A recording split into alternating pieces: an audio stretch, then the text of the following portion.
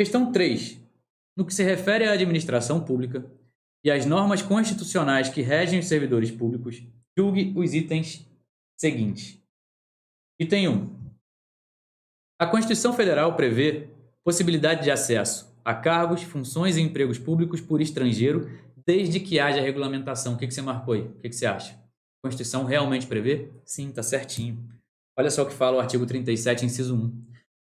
Os cargos, empregos e funções públicas são acessíveis aos brasileiros que preencham os requisitos estabelecidos em lei, assim como aos estrangeiros na forma da lei. Então, a regra que a gente tem é que os cargos, empregos e funções públicas sejam reservados aos brasileiros, natos ou naturalizados, inclusive os naturalizados, tirando aquelas exceções que estão previstas lá na Constituição, que são cargos exclusivos de brasileiros natos.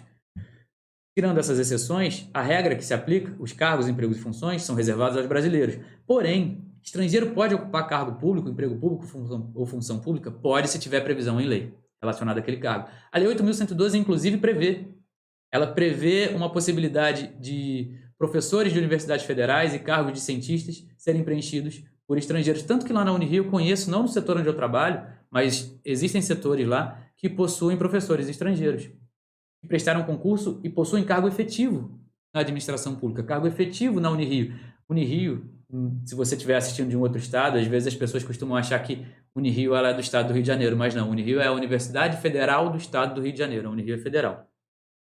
Por isso que eu estou falando dessa regra aqui, que ela é da 8.112. Item 2. A proibição de acumular cargo, emprego ou função públicos não atinge os empregados de sociedade de economia mista. O que você acha? Isso está certo ou está errado?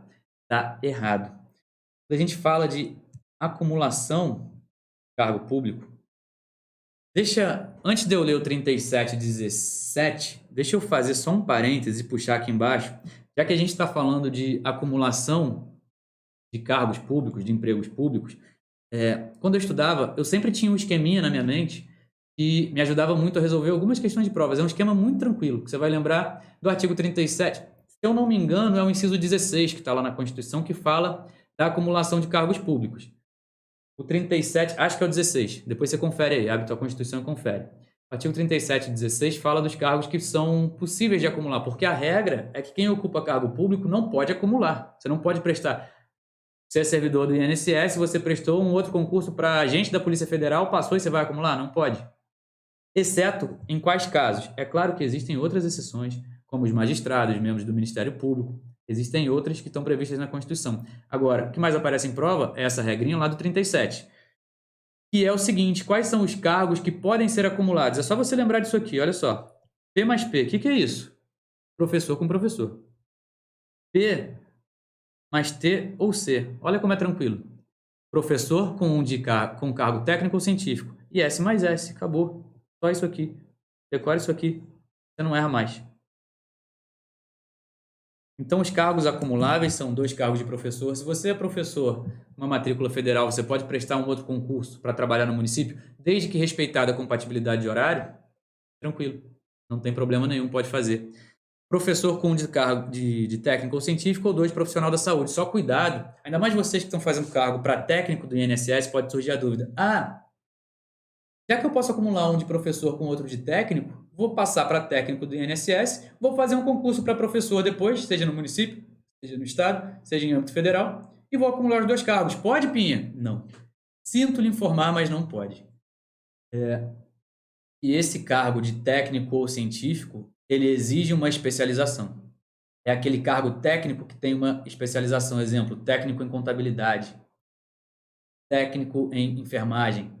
Ele tem que ter ou um ensino superior, mesmo direcionado, ou um ensino médio especializante. E eu lembro que na época que eu entrei para a Unirio, eu fiquei com essa dúvida também, né, porque o meu cargo é técnico, embora a nomenclatura seja assistente de administração, é um cargo técnico. Falei, será que no futuro eu posso prestar concurso para professor em alguma universidade e acumular? Não pode, porque o meu cargo, assim como o do técnico de INSS, exige apenas o ensino médio, não exige nenhuma especialização. Então, cuidado que esse técnico aqui necessita de especialização. Por fim, 2 da saúde. Então, o 37 está errado, porque essa proibição de acumular, ela se estende também às empresas públicas e às sociedades de economia mista, diferente do que o item 2 estava dizendo. Então, o item 2 está errado. O 3. A servidor ocupante exclusivamente de cargo em comissão de livre nomeação e exoneração, aplica-se o mesmo regime de previdência dos cargos efetivos. Acabei de falar para vocês o quê? Que não é. Olha só, quem ocupa cargo efetivo está sujeito ao RPPS. E quem ocupa cargo em comissão de livre nomeação e exoneração, RG, é o regime geral, RGPS. Então, a 3 está errada também. Trouxe até a previsão aqui, ó, deixa eu só apagar, para a gente poder ler. Olha o que fala o artigo 40, parágrafo 13 da Constituição.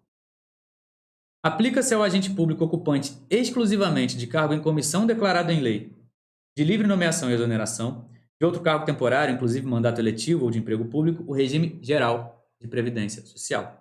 Então, a 3 também está errada. Questão 4. As funções de confiança destinam-se apenas às atribuições de chefia, direção e assessoramento. Aproveita e já anota a dica que eu vou dar aqui para vocês também. Ó. As funções, quando a gente falar de funções de confiança ou de cargos em comissão, esses cargos só podem ser exercidos para essa dica aqui. Ó. Dica? Que dica, Pinha? Para cargos de direção. Por isso que você bota esse dica aqui, esse izinho aqui em minúsculo para fazer parte do I. De. Depois o K. Direção, chefia ou assessoramento. Então a 4 também está correta. De acordo com 37.5, as funções de confiança e os cargos em comissão destinam-se apenas a atribuições de direção, chefia e assessoramento. Logo, temos como gabarito, então, a 1 e a 4, o gabarito da questão 3, D de Bravo. Seguiu.